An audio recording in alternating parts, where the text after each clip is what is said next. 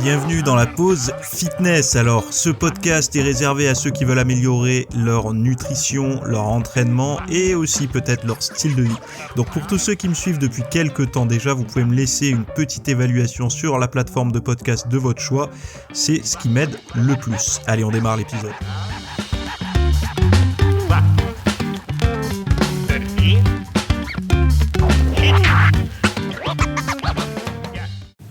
Salut à tous, nouvel épisode aujourd'hui. Alors aujourd'hui, actualité, question du jour et puis d'autres petits trucs.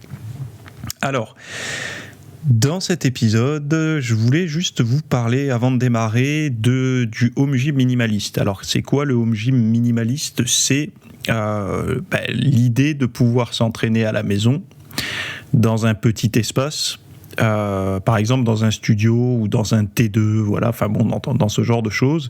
D'ailleurs, il y a une marque qui a lancé, alors c'est un projet sur Kickstarter qui s'appelle Pivot Fitness, je crois, P-I-V-O-T, plus loin Fitness, qui va proposer, parce que là c'est en cours de développement, donc vous savez, Kickstarter c'est les trucs participatifs, là où vous financez un projet pour qu'il puisse sortir de terre, entre guillemets.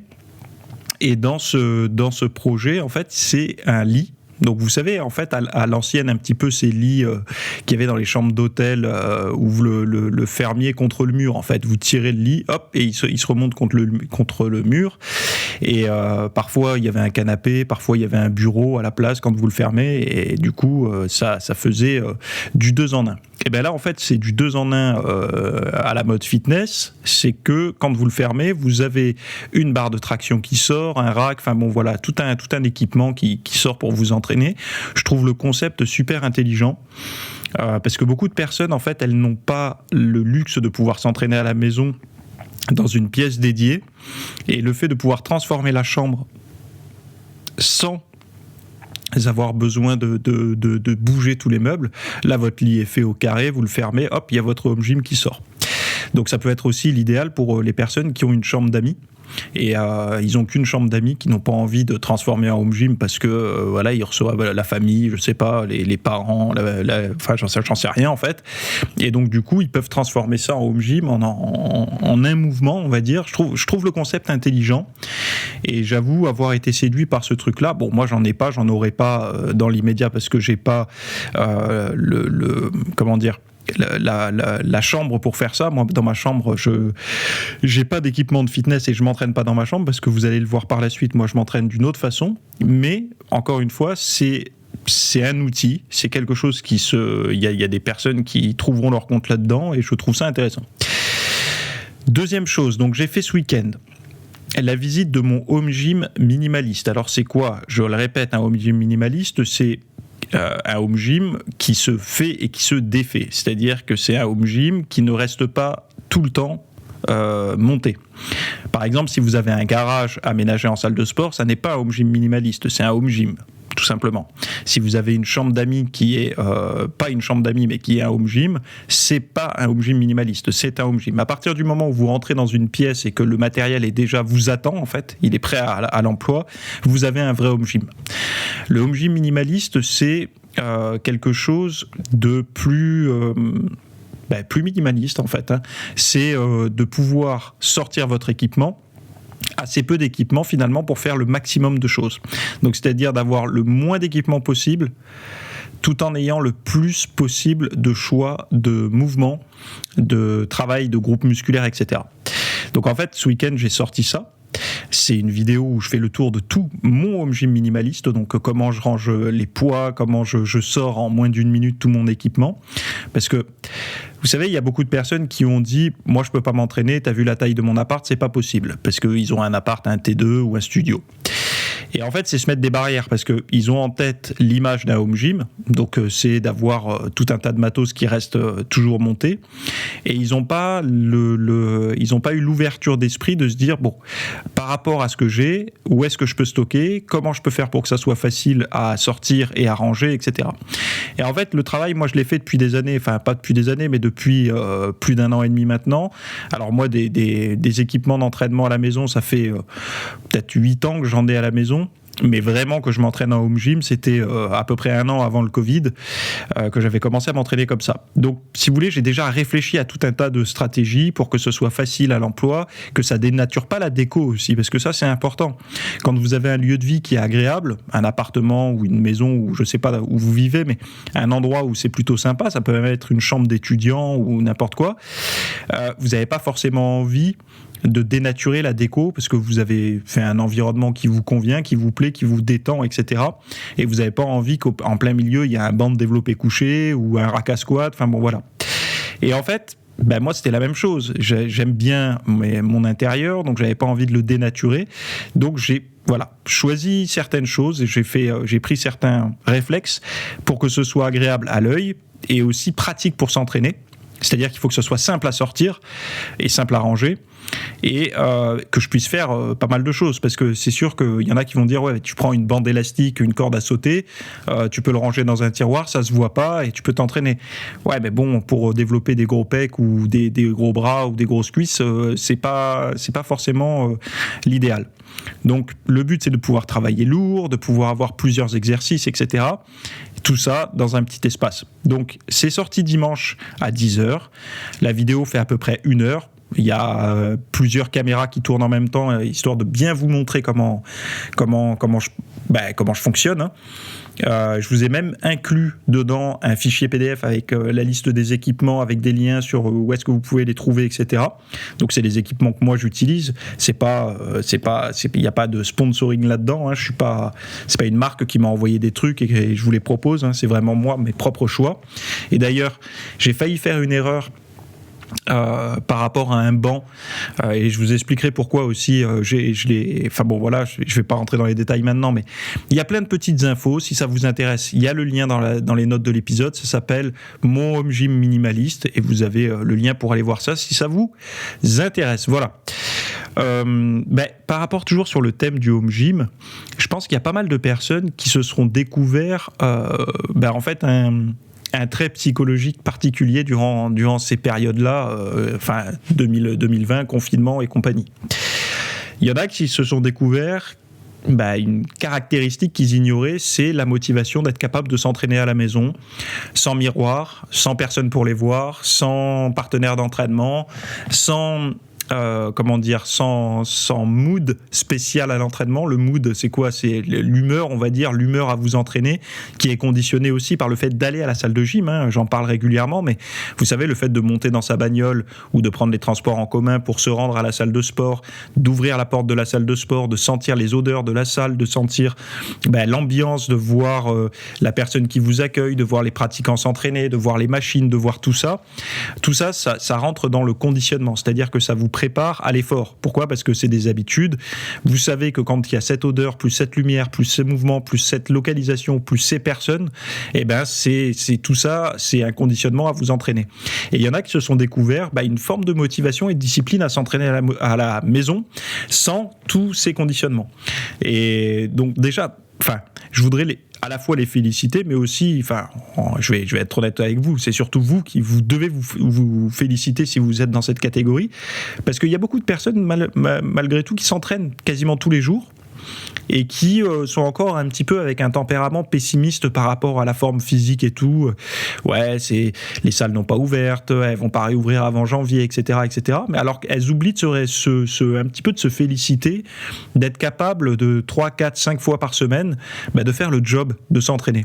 Et je pense qu'à un moment donné, faut en fait composer avec ce qu'on a. C'est-à-dire qu'aujourd'hui, on peut pas faire plus que ça. C'est-à-dire plus que de l'entraînement à la maison ou sur des parcours de santé ou autre. Dites-vous bien que si vous êtes capable de le faire, vous êtes déjà au-dessus de beaucoup de personnes par rapport à ça.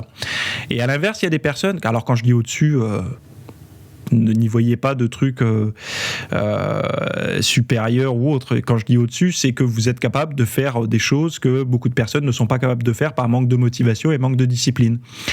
Et à l'inverse, comme je dis là, il y a des personnes qui se sont découvertes un manque cruel de motivation. Et donc, ces personnes-là, je les invite à se remettre un petit peu en question sur le pourquoi elles s'entraînent. Est-ce qu'elle s'entraînait pour des raisons sociales, c'est-à-dire d'aller au club, de voir des gens, de fréquenter d'autres personnes, de couper un peu de l'univers boulot et de l'univers maison, d'avoir un univers en fait où elle retrouvait d'autres personnes. Et on peut comprendre que ces personnes-là, c'est hyper fragile comme motivation à s'entraîner, parce que comme on le voit là, on n'a plus le droit d'aller en salle de sport, donc les personnes ne s'entraînent plus. Donc essayez de creuser un petit peu plus profondément pour trouver des sources de motivation autres. Alors chacun a ses motivations, mais c'est vrai que pour une personne qui est depuis des années en salle de sport et qui n'évolue pas physiquement, qui n'a pas réussi à avoir de super résultats, on voit bien que cette personne-là n'a pas de motivation profonde ni de désir profond à changer physiquement. Parce qu'une personne qui a un désir profond de changer physiquement, elle va enchaîner une liste longue comme le bras d'essais-erreurs pour trouver ce qui fonctionne pour elle et donc du coup réussir à atteindre des objectifs. Si les personnes n'arrivent pas à avoir des bons résultats, ni même des résultats au bout de plusieurs années d'entraînement, c'est que la raison pour laquelle elles vont s'entraîner est tout autre que d'avoir un bon physique. Sinon, je veux dire, c'est un petit peu, vous savez ce que disait Einstein, faire toujours les mêmes choses, c'est pas exactement ça, mais il disait grossièrement essayer de faire tout le temps la même chose en espérant avoir des résultats différents. C'est un petit peu ce que font ces personnes-là si elles espèrent avoir un bon physique. Au bout de 2-3 ans, si le physique n'a pas bougé, c'est que forcément il y a quelque chose qui marche pas.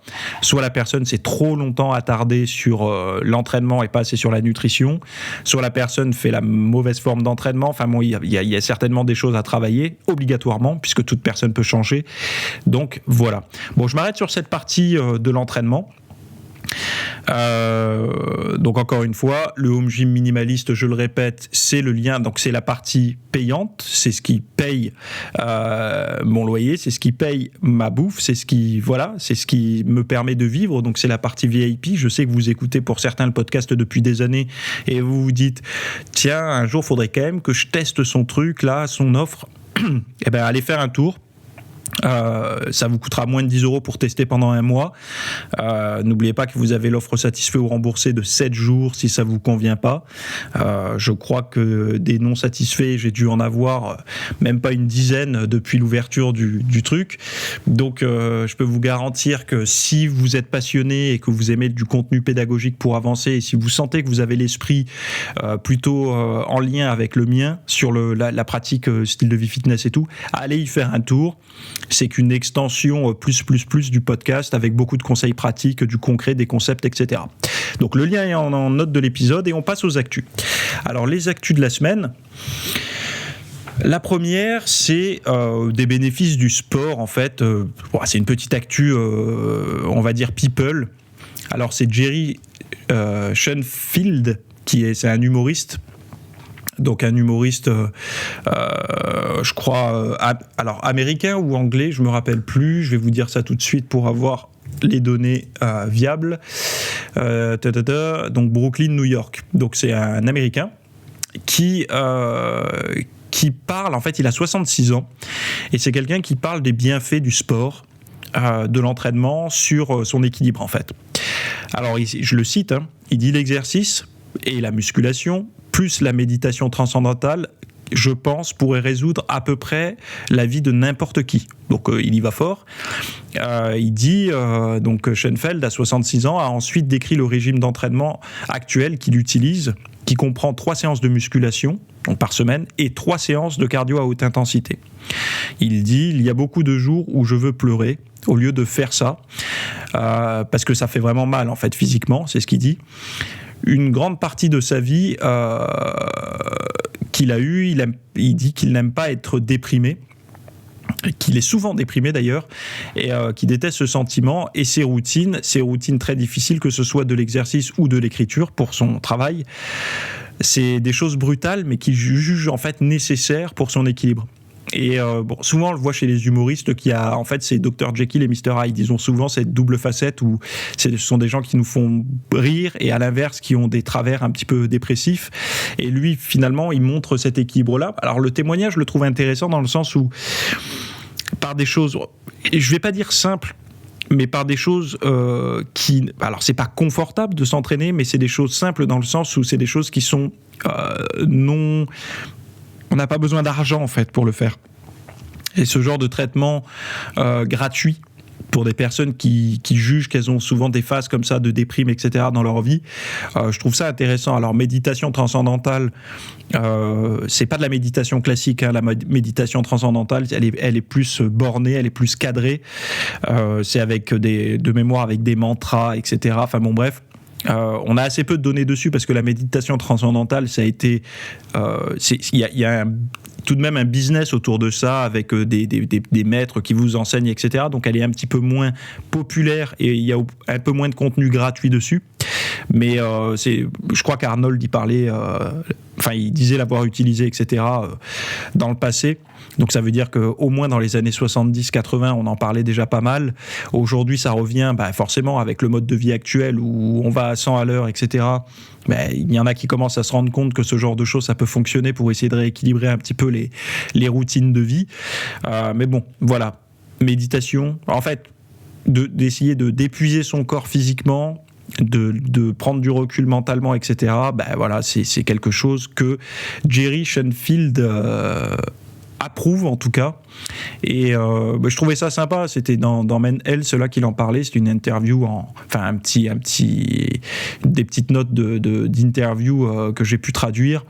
C'est toujours intéressant, j'aime bien avoir ce genre de retour. Bon, on continue. La deuxième actualité, c'est 60 millions de consommateurs qui a fait une étude sur le saumon fumé, parce que forcément, on arrive dans la période où il va y avoir des grosses promos, etc. Moi, j'aime bien de temps en temps consommer du saumon fumé. Pas souvent, parce qu'au bout d'un moment, on s'en écœure, et puis c'est quand même très riche en sel, etc. Mais bon, périodiquement, dans mes recettes, j'aime bien en mettre. Et donc du coup là je vais vous en parler parce que je pense que vous aussi de temps en temps vous aimez bien en mettre. Et donc il y a plusieurs infos. La première info, c'est sur les 3 métaux lourds recherchés dans les 15 saumons et les 15 truites fumées. Ils ont analysé cadmium, mercure, le plomb, etc. Seules de très faibles traces de mercure ont été repérées dans certaines références, des traces quasi indétectables dans une tranche d'environ 40 grammes de poisson fumé. Bonne nouvelle également du côté des substances antiparasitaires que l'on sait nocives pour la santé humaine.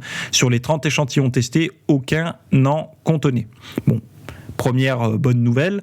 Deuxième nouvelle qui est moins glorieuse, les résultats de 60 millions de consommateurs sont moins roses en ce qui concerne les hydrocarbures aromatiques polycycliques, donc HAP. Des substances dégagées lors du fumage du poisson, certaines étant considérées comme cancérogènes, moi j'aurais dit cancérigènes, mais bon bref. Le saumon fumé Odyssée et la truite fumée Carrefour Bio contenaient des HAP, donc des hydrocarbures blablabla, problématiques. Pire, le saumon fumé Casino Délice Label Rouge dépassait les valeurs autorisées avec 17 UG de benzoapyrène par kilogramme de poisson, tandis que la valeur maximale est de 2 UG par kilo. Dernier souci mis en lumière par l'enquête de 60 millions de consommateurs, le sel. En moyenne, une tranche de saumon fumé suffit pour couvrir un quart de la limite journalière en sel conseillée par l'Organisation mondiale de la santé, donc l'OMS. Parmi les poissons fumés testés, le saumon fumé bio La Vie Claire détenait la palme avec 1,36 g de sel pour seulement une tranche, à éviter absolument en cas d'hypertension artérielle. Donc là, en fait, moi, ce que ça me montre, bon, tout le monde sait que le saumon fumé, c'est riche en sel, tout le monde sait que le saumon fumé, c'est beaucoup plus transformé, il y a beaucoup plus d'additifs que dans du saumon brut. Mais là, ce que ça montre, c'est que dans des marques bio, ou Label Rouge, ou même de La Vie Claire, c'est une franchise, enfin en tout cas, c'est une ligne, des boutiques bio, quoi. On voit qu'il y a quand même, c'est pas là-dedans qu'on va trouver il y a quand même des problématiques aussi là-dedans.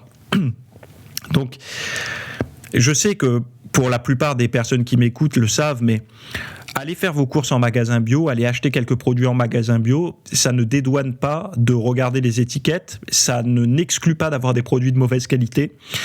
Vous pouvez trouver des produits nocifs, mais qui sont estampillés bio, donc il faut faire attention. C'est pas parce que le sel, c'est du sel bio et que c'est un poisson bio que ça va être bon. Trop de sel, c'est trop de sel par défaut. Et évidemment, c'est mieux d'avoir trop de sel dans un aliment avec moins de problématiques en termes d'additifs et tout ça qu'un produit équivalent en sel avec plein d'additifs. Mais le sel reste une problématique dans tous les cas quand il y en a en excès. Donc voilà. Bon, il faisait un petit rapport comme ça. Moi, je trouve que ça apporte pas énormément de données.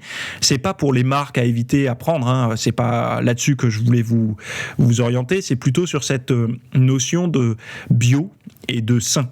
En fait, il ne faut pas associer bio et sain par défaut, il faut associer bio et sain quand la composition est détaillée, quand vous l'analysez, etc.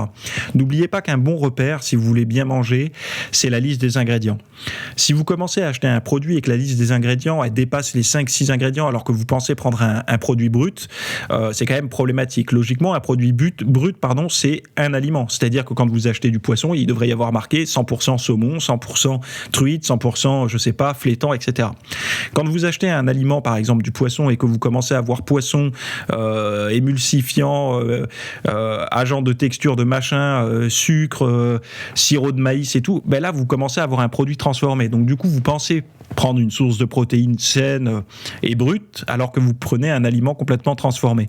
Et ça, vous pouvez le retrouver même dans des magasins bio. C'est pour ça qu'il faut vraiment être vigilant là-dessus et que de toute façon, la meilleure façon de manger, c'est pas une mode ou une méthode ou autre, c'est juste d'avoir des aliments les plus bruts possibles. C'est tout. Il n'y a pas à chercher plus loin. Un aliment transformé reste un aliment transformé. Ça ne veut pas dire qu'il faut tous les éviter, etc. et devenir complètement sectaire, mais il faut juste en avoir conscience et de ne pas se laisser avoir. Par exemple, là, ce matin, je partageais une recette, hier matin, vous avez dû la recevoir hier, une recette où je montrais des haricots blancs un peu à l'anglaise à la sauce tomate. Certes, ça reste mieux que des pâtes carbo, des choses comme ça, mais si vous le prenez en boîte, ça reste tout de même un aliment transformé. Donc du coup, je donne aussi la version clean, comment faire pour avoir la version la plus clean possible, mais il ne faut pas être dans le déni, se dire légumineuse égale ok. Non, légumineuse, mais on y a ajouté aussi d'autres choses qui font que ça n'est plus quelque chose de 100% sain. On est mieux que beaucoup de choses, mais on n'est pas sur l'idéal. Donc voilà, c'est juste une prise de conscience qu'il faut avoir parce que je me rends compte que beaucoup de personnes ne maîtrisent pas du tout la nutrition, que ce soit des coachs, que ce soit des personnes du quotidien qui font du fitness, etc. Ils ne maîtrisent pas la nutrition comme il faudrait la maîtriser pour pouvoir tenir sur le long terme. En fait, plus une personne compte les calories, les macros, les protéines et tout ça, j'ai pu remarquer que c'était une personne qui ne maîtrisait pas en fait la nutrition. Parce que quand on commence à comprendre vraiment les fondamentaux, c'est-à-dire de ce qu'il faut, ce qui marche comme carburant, on peut sortir, on peut s'extraire de ces idées de comptage des calories, de comptage des protéines et tout, parce qu'il y a une certaine logique qui s'installe et quand on a une assiette face à soi, on sait exactement si elle est compatible avec une sèche, si elle est compatible avec une prise de masse musculaire, si elle est compatible pour un sportif ou un sédentaire. On le sait ça parce que ça devient quelque chose d'ancré. Alors peut-être que je parle parce que moi j'ai de l'expérience et que je baigne dedans depuis des années et que je lis en permanence tous les soirs avant de me coucher des bouquins qui en parlent.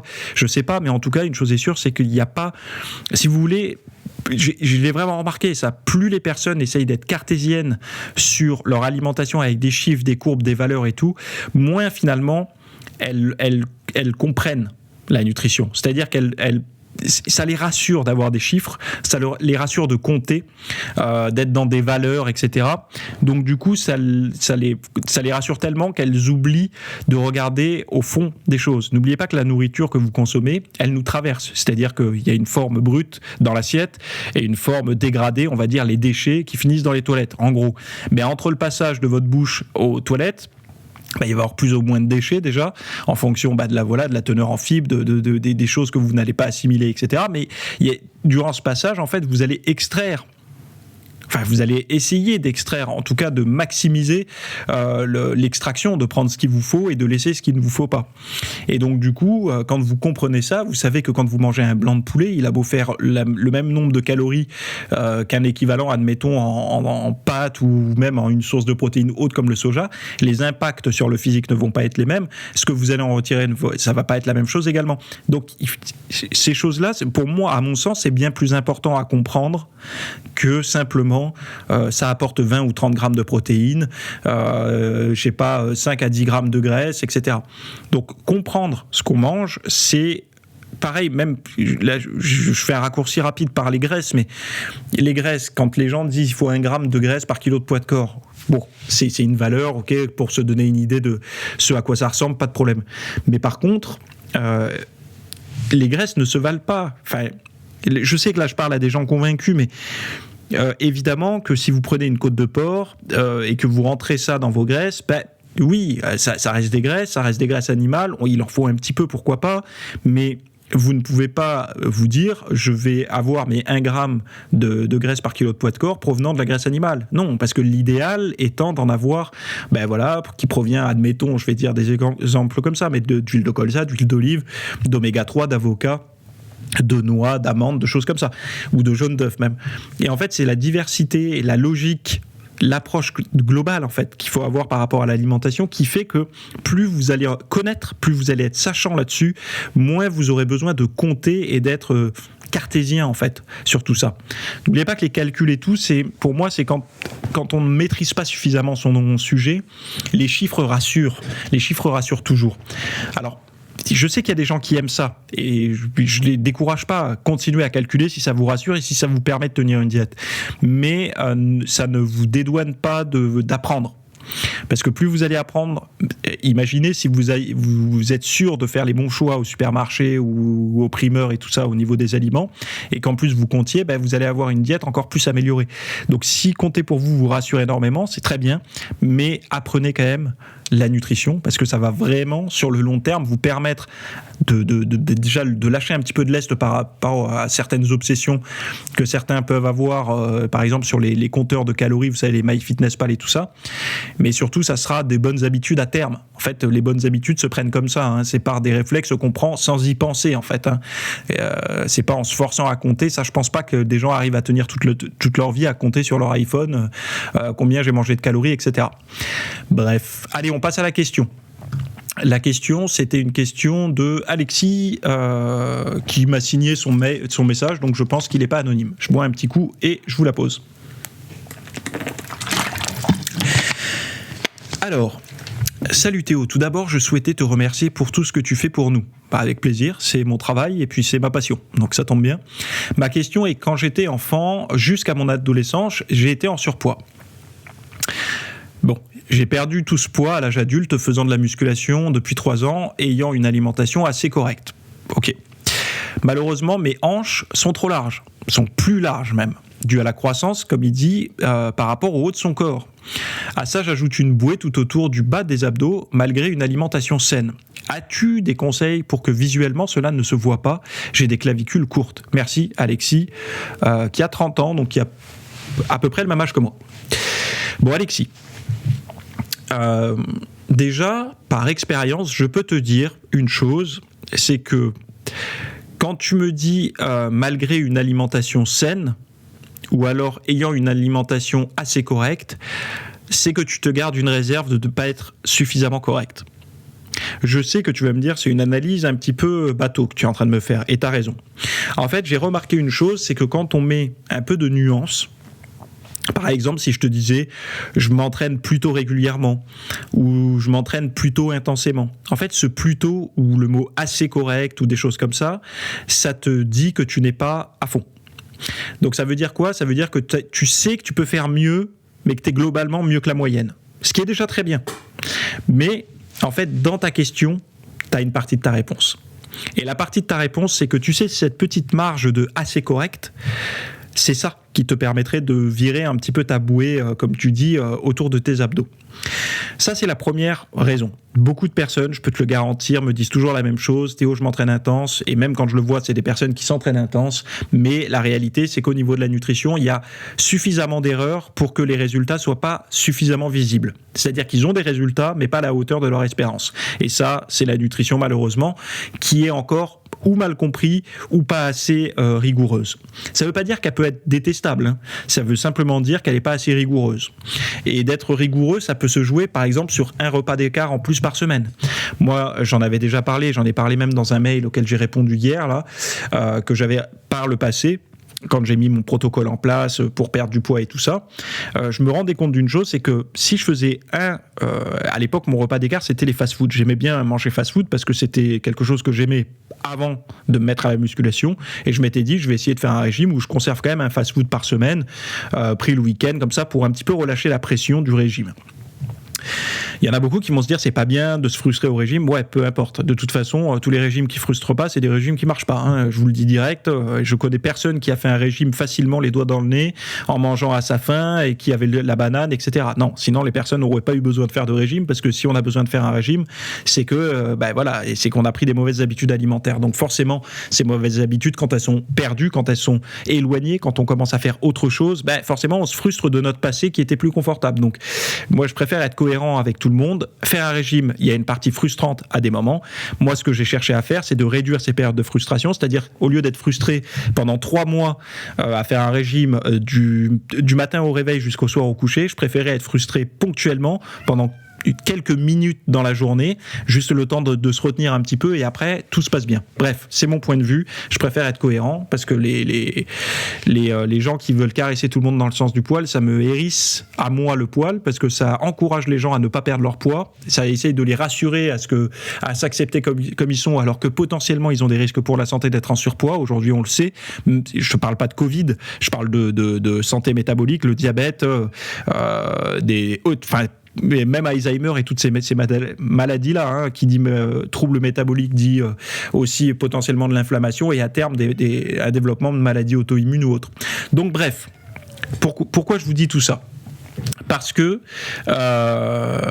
comme tu me dis dans ton alimentation assez correcte, la première clé pour toi, c'est de manger correctement. Point. Il ne faut pas que tu mettes le assez, que le suffisamment, tout ça. Non, il faut que tu manges correctement. C'est-à-dire que tu aies ta diète qui te permette de perdre ton gras. Point. On ne perd pas une bouée en faisant des choses, on va dire, approximatives. Il faut y aller à fond, surtout quand c'est plus qu'une bouée à perdre, justement, comme tu dis, parce que la bouée, c'est souvent le gras récalcitrant, donc celui qu'on perd le plus difficilement. C'est là où on stocke le plus, si tu es un homme, et c'est le cas. Donc du coup, plus tu as... En fait, beaucoup de personnes ne maîtrisent pas quelque chose qui est fondamental. Plus on a du poids à perdre, plus une alimentation assez correcte va fonctionner. Pourquoi ? Parce qu'en fait, quand on a beaucoup de poids à perdre, c'est qu'on est allé loin en fait dans les mauvaises habitudes, dans l'inactivité, la sédentarité, etc., couplé à une génétique qui encourage à prendre du poids, etc. Donc la personne a eu une configuration dans sa vie qui a fait qu'elle a pris beaucoup de poids. Si cette personne-là, donc elle est, on va dire, à plus 30, plus 40 kilos de son poids de forme.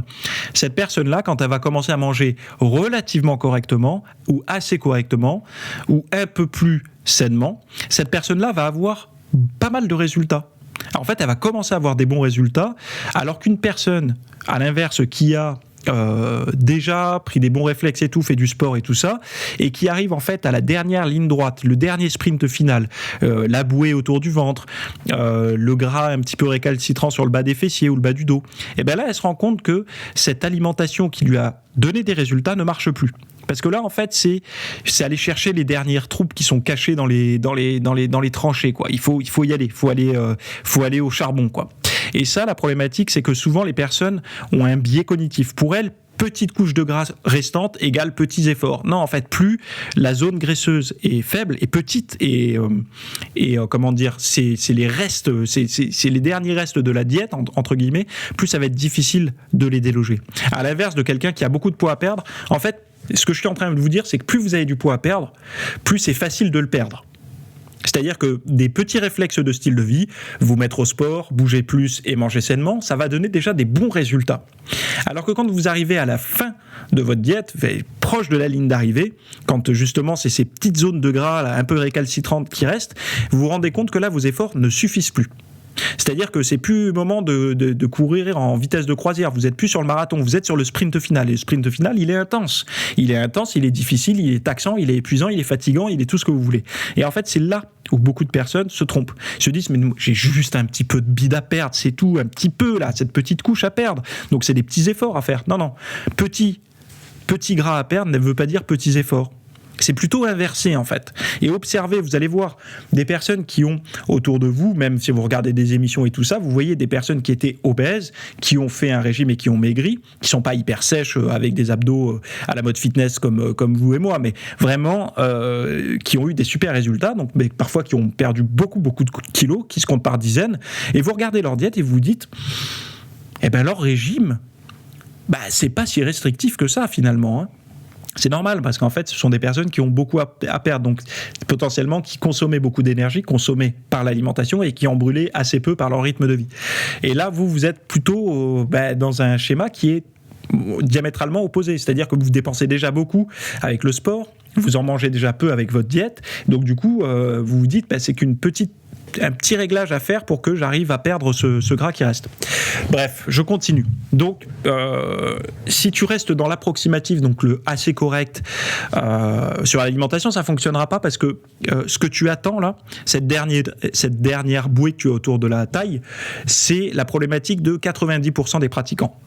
Je le dis tout de suite, c'est souvent cette dernière petite bouée qui fait la différence entre un athlète accompli, à qui on veut ressembler, et une personne lambda, en fait, qui s'entraîne, mais voilà, toi aussi, t'as le petit bouilli, t'as le petit bas du ventre, t'as le petit machin. Et en fait, c'est ça la différence entre les deux.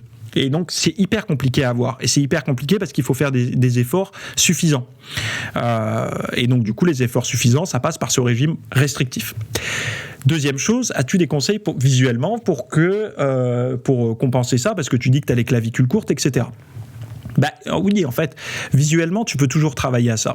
Moi, je recommande toujours aux personnes qui ont un tour de taille qui est relativement large, donc au niveau de l'ossature, de faire un travail assez acharné au niveau des bras pour prendre de la masse musculaire. En fait, tout ce qui dépasse. Donc, tout ce qui est censé dépasser. Donc, les bras, surtout les triceps et la partie externe des triceps, donc la partie que vous voyez quand vous êtes de face, vous savez enfin voilà, je sais pas comment vous le dire autrement, en audio c'est compliqué, mais quand vous êtes de face, la seule partie du triceps que vous voyez quasiment, en fait, quand vous avez les bras le long du corps, qui vous fait la petite boule, la petite ondulation à l'extérieur du bras. Donc cette partie-là à travailler parce qu'elle va donner du volume sur le côté, donc du coup potentiellement donner une illusion de tout ce qui est au milieu plus fin, donc la taille un peu plus fine. Également la partie moyenne des épaules, donc la partie ce que vous développez avec les élévations latérales, etc.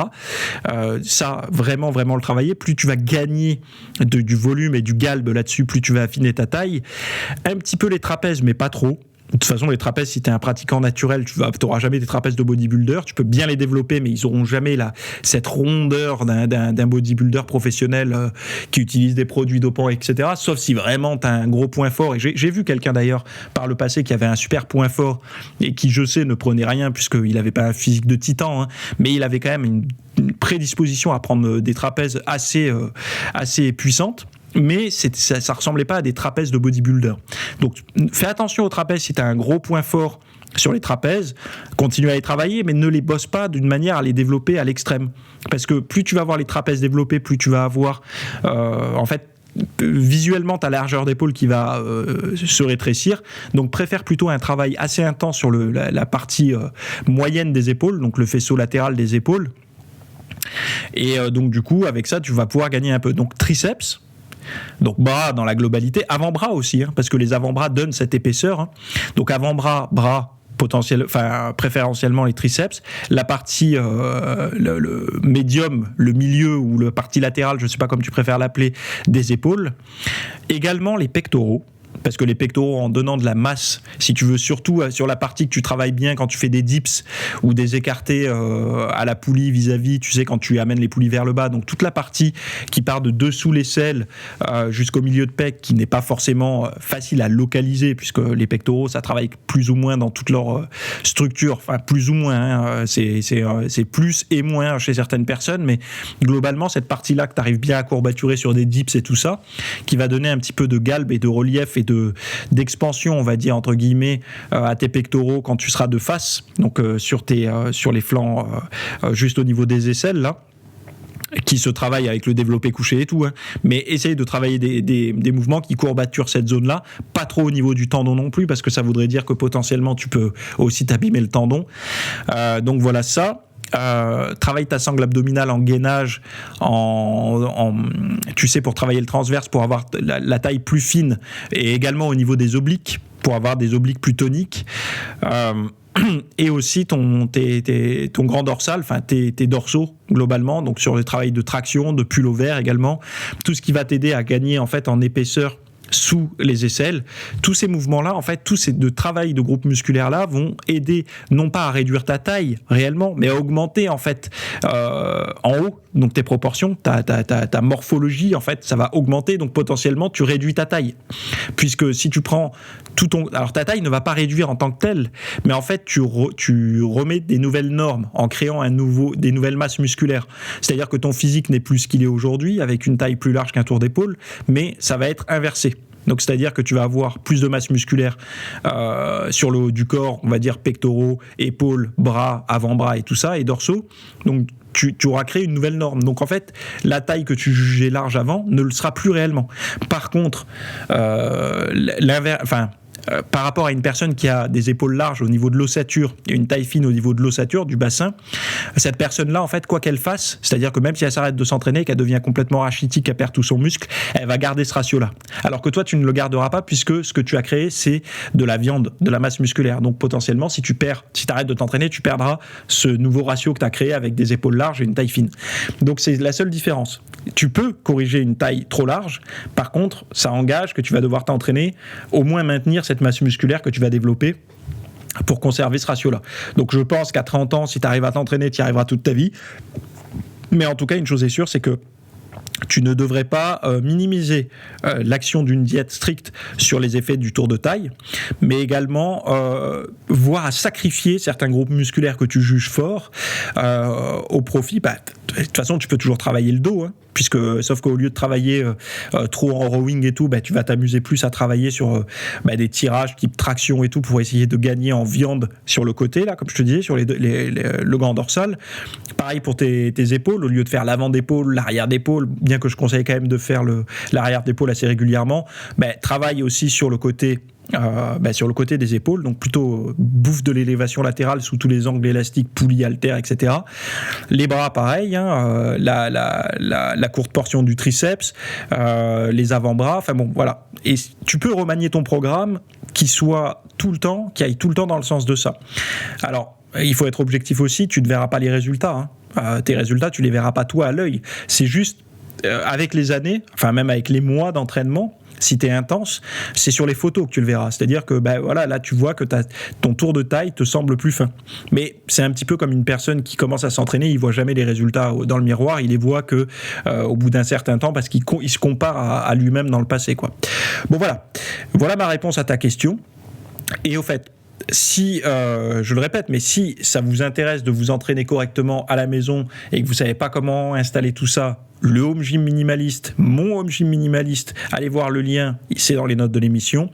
Si vous voulez me poser une question comme l'a fait Alexis, vous avez également le lien dans les notes de l'émission là, avec marqué votre question à me poser ici. Vous avez un lien, ça vous permet de me poser une question 100% anonyme. 100% anonyme. Là, Alexis a signé, donc je le cite, mais si vous signez pas, je ne peux pas savoir. Je n'ai ni votre email, ni votre prénom. Donc c'est quand même, ça vous permet de me poser la question que vous voulez. J'ai pas mal de questions déjà en attente. Certaines sur les blessures, beaucoup sur les TCA. J'essaye de faire tourner un petit peu les questions pour que ça soit pas toujours sur les TCA, mais je me rends compte qu'il y a beaucoup d'hommes qui ont des TCA, contrairement à ce que je pouvais penser par le passé, et je pense que ce formulaire de questions anonymes leur permet un petit peu de s'exprimer, un petit peu plus que les femmes qui, elles, ont moins de mal à s'exprimer sur les TCA. Les hommes ont beaucoup de mal, donc du coup ce côté un petit peu anonyme permet un petit peu de sortir du silence pour certains mecs, et je trouve que c'est une bonne chose, parce que les TCA, avec Instagram, avec les abdos et toutes ces choses-là, c'est un petit peu un mode de vie qui encourage, je vais pas dire les plus faibles, mais les plus extrémistes à pouvoir développer ce genre de choses. Et il suffit parfois de pas grand-chose pour développer des TCA, je vous le garantis. Donc voilà, je vous invite à aller faire un tour dans les notes de l'émission. Vous avez tous les liens pratiques et voir mes recettes, voir tout ça. Et on se retrouve la semaine prochaine pour le nouvel épisode. Et ceux qui basculent en VIP, on se dit à tout de suite en vidéo pour 400 heures de formation. Bye bye.